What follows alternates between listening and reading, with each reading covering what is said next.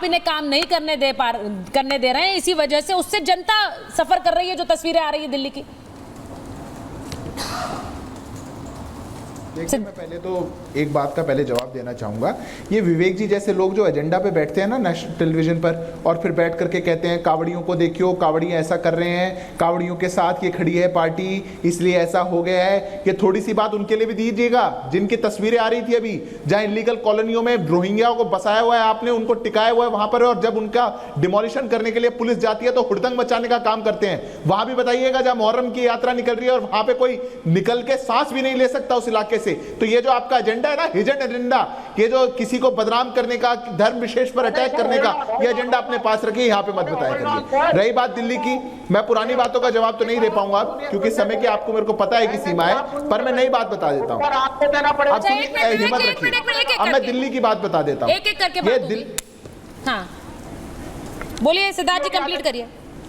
ये दिल्ली की बात बता देता हूँ क्योंकि वो बहुत जरूरी है। अब देखिए सुचारिता जी, आप मुझे ये बताइए, फीता काटने जाएंगे तो आतिशी जी जाएंगी, बोर्ड पे नाम लिखवाने जाएंगे तो अरविंद केजरीवाल जी जाएंगे, नई सड़क बनाएंगे तो अपने नाम लिखवाएंगे, वहां पर जाकर के क्रेडिट सारा लेंगे खुद। मॉनसून शुरू होने से पहले इनकी मेयर जाकर के कहेंगी कि दिल्ली का मॉनसून एंजॉय करिए। इस बार दिल्ली वालों के लिए मॉनसून एंजॉयबल होने जा रहा है। एलजी तो नहीं करी थी प्रेस कॉन्फ्रेंस, किसी और अधिकारी ने तो नहीं करी थी। एक महीने से लोग आपको कंप्लेंट करते रहे कि यहाँ पे पानी भरता है, नालों की कोई सफाई नहीं हो रही। ये सारे अधिकारी आपके घरों में बैठते हैं और जब पानी भर गया तो कह रहे अरे भैया एलजी, अरे भैया अधिकारी, अरे भैया केंद्र सरकार। क्यों भैया? क्रेडिट सारा आपका।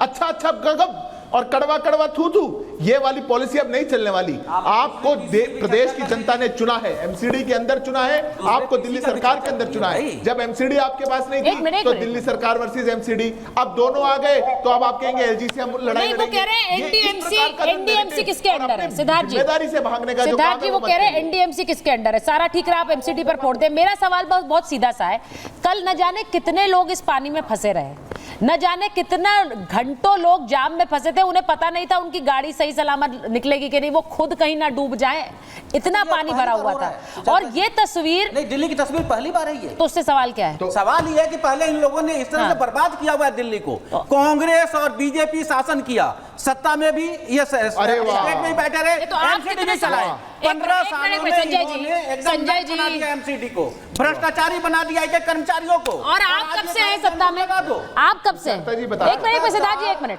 आप कब से? सुन तो लीजिए, भ्रष्टाचार की नींव नहीं, इन्होंने भ्रष्टाचार की नींव डाल दी, ठीक है, भ्रष्टाचार की नींव इन्होंने डाल दी, चलिए मैं मान लेती हूँ। पीछे से इन्होंने दे दिया कि भैया तुम शासन करो जो सारे पोल खुल जाएंगे, ठीक है। तुम तो आप ये नेशनल टेलीविजन पे मान रहे हैं कि आप लोग कुछ नहीं कर सकते, आपकी सरकार कुछ नहीं कर सकती? नहीं, ये तो हर चीज में आपने बोल दिया, इन्होंने नींव रख दी है, ये एलजी साहब के थ्रू काम कर रहे हैं, यही सब कुछ दिल्ली में खराब कर रहे हैं, तो फिर आप तो सिर्फ नाम के हुए ना, बस और कुछ नहीं कर सकते। ये तो एक्सेप्टेंस है सर। और ये दिल्ली वाले कहाँ जाएंगे फिर? किससे बोले? आपसे बोलते हैं तो आप हर चीज में ठीकरा फोड़ देते हैं। अच्छा, दिल्ली वो इसीलिए उस दिन चुना सुचरिता जी, तो मैं वही तो पूछ रही हूँ, किसको चुना है? अरविंद केजरीवाल। वो काम नहीं करेंगे। तो शक्ति आपने एलजी को कैसे दे दिया छीन करके? वो जनता ने नहीं दिया था, ये तो संसद ने दिया छीन करके साहब की भाई ने, ठीक है एलजी सुपर है, तो एलजी सुपर है तो बताए 3 बच्चों की मौत कैसे हुई? एक बार एसीपी जी के पास जा रही हूँ, एसीपी सर को लीजिए स्क्रीन पे। एसीपी सर, मैं सिर्फ ये पूछ रही हूँ कि दिल्ली के लिए एक नया लेआउट प्लान तैयार करना था, वो ड्रेनेज सिस्टम को लेकर भी था, वो कब से 2018 से लागू होना था, वो अभी तक लागू नहीं हो पाया है। यानी लोग भुगत रहे हैं, और किसके चलते भुगत रहे हैं? सुचारिता, बड़ा दुर्भाग्य है कि दिल्ली कैपिटल राजधानी के सीएम जेल में बैठे हुए, उनके 2 बड़े मंत्री जेल के अंदर हैं, उनके पीए साहब वहां डिक्टेशन लेने के लिए विभव कुमार भी जेल के अंदर मौजूद करा दिए गए, सारी सुविधाएं उनको जेल के अंदर दे दी गई। जेल से सरकार वो चला रहे हैं, जैसे आपके सामने आ रही है वो आप दिखा रहे हैं। ड्रेनेज सिस्टम जिसका ड्राफ्ट तैयार है 2018 से, आप 2007 साल से आप दिल्ली सरकार के अंदर काबिज हैं आम आदमी पार्टी। अब बोल रहे हैं कि हमें काम करने का मौका नहीं दिया जा रहा। जेल जाने से पहले यही सीएम दिल्ली के अंदर जेल जाने से पहले यही कर रहते थे, यही काम करते थे, और आप अब जिम्मेदारियों से भाग रहे हैं। आपके काउंसलर कोई जिम्मेदारी लेके राजी नहीं। जो शैली ओबराय हैं, मेयर हैं, वो हार्डली वहां से कुछ कदमों की दूरी पर रहती हैं। जहां पर सुचारिता बात कर रही है बच्चों की, काउंसलर तीसरी बिल्डिंग के अंदर रहती हैं, काउंसलर गायब होगी, मिसिंग गई, उनको बड़ी मुश्किल से ढूंढ के सुशांत लोक में एक आलीशान भव्य कोठी के अंदर ढूंढ के निकाला गया। जब मौके पर कोई नहीं पहुंचा, 2 दिन तक कोई नहीं पहुंचा, कल आपकी मेयर और काउंसलर पहुंची जिनको गो बैक के नारे लगाकर उनका स्वागत किया गया। ये आपकी हालत हो चुकी है। आप जो तमाम टिगरे एलजी साहब पर आप बोलो कि हम फेल हो चुके हैं, हम काम नहीं कर पाएंगे, हम रिजाइन करते हैं, दोबारा से इलेक्शन जीत कर आएंगे, हम दिखाएंगे कि दिल्ली को हम कैसे झीलों का शहर बनाएंगे, हम सिंगापुर बनाएंगे, हम इसको लंदन शहर बनाएंगे। ठीक है, बोलिए भाई, बड़ी बड़ी बातें संजय जी बोलिए, परंतु उसके काका जी और साहब ये हाँ बोलिए बोलिए बोलिए। मैं ये कह रहा हूँ, आप ये कह रहे हैं कि दिल्ली का मुख्यमंत्री जेल में है इसलिए ये घटना हो रही है। मैं यदि एक्सेप्ट भी कर लूं तो गुजरात का मुख्यमंत्री तो जेल में नहीं है, उत्तर प्रदेश का मुख्यमंत्री जेल में नहीं है, बिहार एक सप्ताह में 4 पुल ध्वस्त हो गया तो बिहार का मुख्यमंत्री जेल में नहीं है। जो बाकी राज्यों में जो घटनाएं हो रही है वो मुख्यमंत्री तो जेल में नहीं है भाई, वहां पे क्यों हो रहा हो? जिम्मेदारी कौन लेगा साहब? एसीपी साहब जिम्मेदारी से बात किया करिए। भारतीय जनता पार्टी का यदि प्रवक्ता बन के बैठना है ना तो आप सीधा सीधा बोलिए। अच्छा ठीक है, प्रवक्ता हूँ, आप सच्चाई से बात करिए। एलजी पे पावर है या नहीं है? Who is responsible for that? अच्छा सुनिए, एक मिनट संजय मिश्रा जी, एक minute Sanjay Mishra ji, hold on. सबको तस्वीर लीजिए जरा स्क्रीन पर। संजय जी एक मिनट, मैं सिर्फ ये कह रही हूँ कि जो तस्वीरें आई हैं आज, अगर यूपी विधानसभा में पानी भरा है तो काका जी और आपने योगी आदित्यनाथ पर ही सवाल उठाए ना। सवाल तो उन्हीं से पूछे जाएंगे, वाजिब है।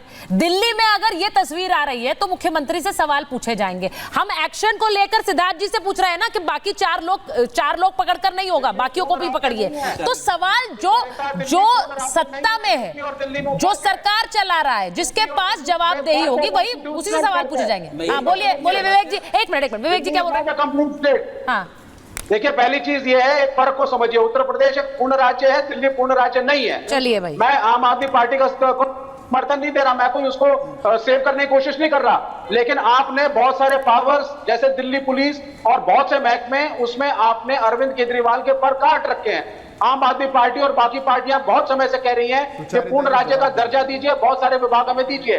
पहली चीज।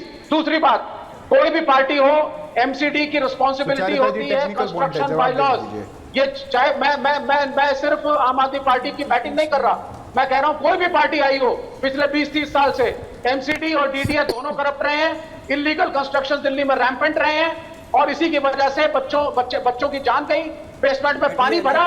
MCD has to be brought to the folk. और जो भी उस जब सर एक मिनट विवेक जी आपने एक बड़ा अच्छा उदाहरण दिया है, और यही से मैं एक और खबर पर जा रही हूं। आपने कहा दिल्ली पूर्ण राज्य नहीं है और यूपी पूर्ण राज्य है, इसीलिए सवाल वहां पर योगी से पूछिए, लेकिन यहां पर अरविंद केजरीवाल से मत पूछिए। अब मैं एक और तस्वीर दिखाती हूं जहां पर सवाल, क्योंकि पूर्ण राज्य है विवेक जी, इसीलिए आप सवाल बता दीजिएगा मैं किससे पूछूं। मैं तस्वीर दिखाने जा रही हूं एक ऐसे राज्य की जहां पर आपदा की मार ऐसी पड़ी है कि पूरा देश देखकर पीड़ित है और देखकर दुखी है। ये तस्वीर केरल की है। अब विवेक जी, मैं आपसे इन तस्वीरों पर पूछूंगी कि यहां जिम्मेदारी किसकी है। केरल की तस्वीर देख लीजिए, ये वायनाड की तस्वीरें हैं जहां पर आपदा ने कैसे पूरे के पूरे शहर को मलबे में तब्दील कर दिया। ये तस्वीर जरा देख लीजिए, ड्रोन से लिए गए तस्वीरें हैं। लगातार बारिश हो रही है, 4 गांव पूरी तरह पानी में समा गए, और यहां पर उसके बाद देखिए दूसरी तस्वीर में देखिए कैसे सेना वहां पर एनडीआरएफ के लोग मदद करने की कोशिश कर रहे हैं, क्योंकि गांव के गांव उजड़ गए हैं। और ये तब है जब वार्निंग दी गई थी। आपको इसके बाद एक और तस्वीर दिखाती हूं, वहां सेना पुल बना रही है। ये तस्वीर आई, सेना को उतारा गया है, वो पुल बना रही है। लोग जो मिसिंग है, जो मिल नहीं रहे हैं, उन्हें किस तरह से ढूंढने का काम चल रहा है। पुल बनाकर जो लोग फंसे हैं उन्हें इस तरफ लाने का काम चल रहा है। ये तस्वीर, और ये पुल बना भी दिया है सेना ने।